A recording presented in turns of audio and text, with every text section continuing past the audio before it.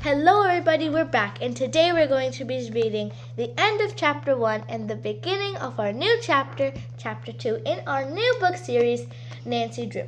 So this is the first book and in the last chapter, we ended off with Nancy going inside of the Turner sisters' house and settling Judy down. And then the Turner sisters kept Nancy there after getting to know each other, and she was just helping Mary Turner, the younger sister, I think, get some first aid supplies to bring to Judy to make sure she's okay. So now we're going to see what they're talking about in the kitchen while getting those supplies. So let's begin. Yes, I did read that in the newspaper, Nancy recalled. Is the estate a large one? I understand there's a considerable money in it, Mary Turner replied. Some of Joshua's other cousins say he told them the same thing he told us, and they're planning to go to court about the matter. The woman shrugged. But I guess a fight to break the will would be hopeless. Nevertheless, Edna and I cannot help but feeling there must be a later will, although as no one has presented it. Nancy followed Mrs. Turner into the living room. The cold compresses helped to reduce the swelling where Judy had hit her head on a rock. Convinced now the little girl was all right, Nancy said she must leave. Come to see me again soon, Judy spoke up. I like you, Nancy. You're my saving girl. You bet I'll come, Nancy answered. I like you too. You're a good sport. The child's great aunts profusely thanked Nancy again for rescuing Judy. The visitor had barely reached the door when Edna suddenly said, Mary, where's our silver teapot? Why, it's right there on the tea table. Oh, it's gone. Edna ran into the dining room. The silver candlesticks, they're gone too. Nancy had paused in the doorway, startled. Do you mean the pieces have been stolen? She asked. They must have been, replied Mary Turner, who was white and with apprehension, by those men who bought some furniture from us. Instantly, Nancy thought of the men who were in the van. Who were the men? She asked. Oh, Mary, how could we have been so careless? Edna Turner wailed. We don't know who those men were. They just knocked on our door and asked if we had any old furniture that we wanted to sell. We'll never get the silver back. Maybe you will, said Nancy. I'll go get the police. Oh dear, Mary said woefully. Our phone is out of order. Then I'll go try to catch up with the van, Nancy declared. What did the men look like? They were short and heavy-set. One had dark hair and the other light. They also had kind of large noses. That's all I noticed. Me too, said Edna. With a hasty goodbye, Nancy dashed from the house and ran to her car. So that is the end of chapter 1. And now we're going to be starting off chapter 2. The chapter 2's name is A Missing Will.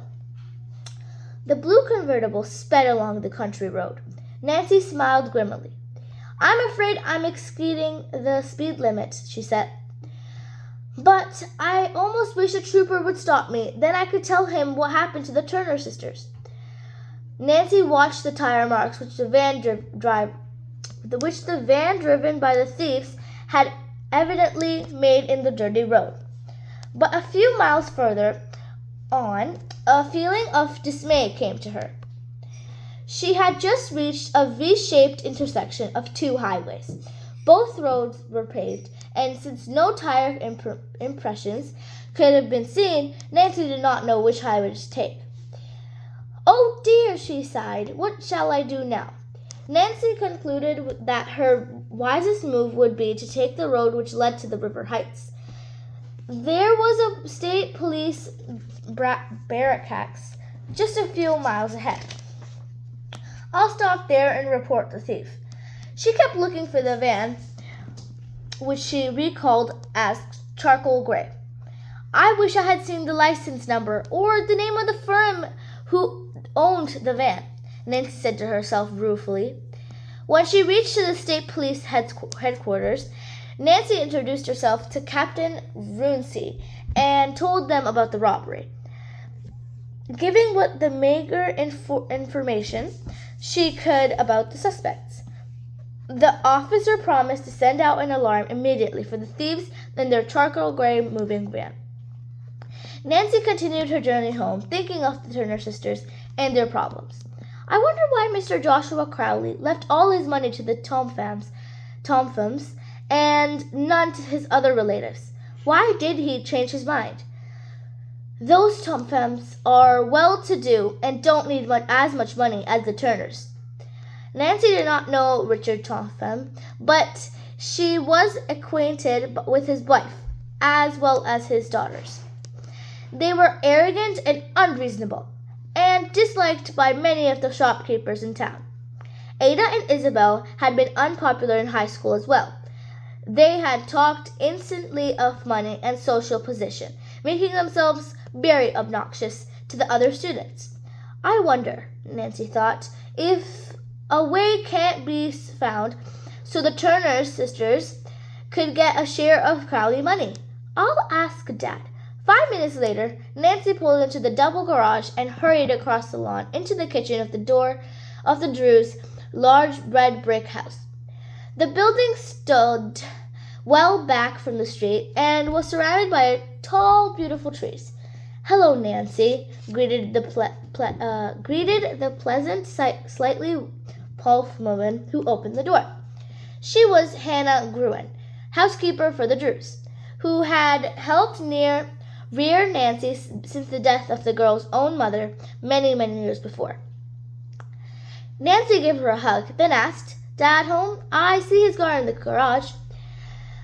Your father's in the living room, and dinner will be ready in a few minutes. Nancy went to say hello to her tall, handsome father, then hurried to wash her hands and comb her hair before the three who formed the Drew household sat down to dinner. During the meal, Nancy related her adventure of the afternoon. Oh, those tricky thieves! Hannah Gruen burst out. I hope the police can capture them. They certainly took advantage of the Turner sisters, Mr. Drew commented. Marian and Edna are in financial difficulties, Nancy commented. Isn't it a shame that Joshua Crowley didn't bequeath some of his estate to the Turners and other relatives who needed money? Carson Drew smiled affectionately at his only child and then said, Yes, it is, Nancy, but unless a will-written letter turns up, that's the only way it has to be. The Turners think there is another will, Nancy told him. Wouldn't it be wonderful if it can be found? I agree, spoke up Hannah. It's well known in the town that Mrs. Tompham and their daughters lived unkind to Joshua Crowley for some time before he died. Their excuse was that Joshua's insincerities were extremely trying. The Tomphams have never noted for any charitable inclinations, Mr. Drew observed with a smile. However, they did give Joshua a home. Well, only because he knew that they were going to leave all his money with him, said Hannah. If I'd been Joshua, I wouldn't have stayed there, the housekeeper sighed. But when people get old, they don't like change. Probably he put up with the things rather than move. She said the treatment that the Toham had accorded old Joshua Crowley had crossed a great deal of unfavorable comments through River Heights. Nancy had not known him personally, but she had often seen him with elderly men on the street. Secretly, she had regarded him as a rather nice, kindly person. His wife had died during an influential epidemic, and after he made his home with various relatives. According to rumors, all these people had admitted that he paid his board and has done many, many favors for them. They, in turn, had been very kind to him as well. They thought though poor themselves had tried to make Joshua Crowley comfortable and happy, "Tell me everything you know about Mr. Crowley," Nancy urged her father. The lawyer said that the old man had publicly declared he intended to provide in his will for several deserving relatives and friends. Then, 3 years before his death, the Topham family, who had never shown any interest in him, had experienced a sudden change of heart. They had begged Joshua Crowley to make his home with them, and at last he consented. Shortly after he moved into the Topham house, Mr. Drew was told that the old man decided to leave all his money with them. Mr. Crowley, though failing in health, maintained a firm grip on life. But as time went on, he became more and more unhappy. He continued to live with the Tophams, but it was whispered about that he frequently slipped away to visit his other relatives and friends, and that he intended to change his will again. "Then there must be another will," Nancy said hopefully. Mr. Drew nodded and went on. One day, Joshua Crowley became critically ill. Just before his death, he had attempted to communicate something to the doctor who had attended him, but his words, other than will, were unintelligible. After the funeral, only one came to light for the entire funeral fortune was the Tophams. Wait, I think we're going to end it right here for the continuation of Chapter 2's suspense. So what we've found out so far was, obviously in the first chapter, Judy and theirs fell off, and then they found the silver things gone missing. Then Nancy went to find the van, and she couldn't because there was 2 roads going, and she didn't know which way they went. But I honestly think they didn't go. If this road went to the police station, why would they go in front of the police station? Then the police could just capture them, right? So they must have gone the other way. But then she went to the police, and then she told them, and they said they would look out for them and find them. And then she went to her dad and talked about the Joshua and why he might have another will. And that's where we ended the chapter at. I hope to see you guys in our next video. See you later. Bye.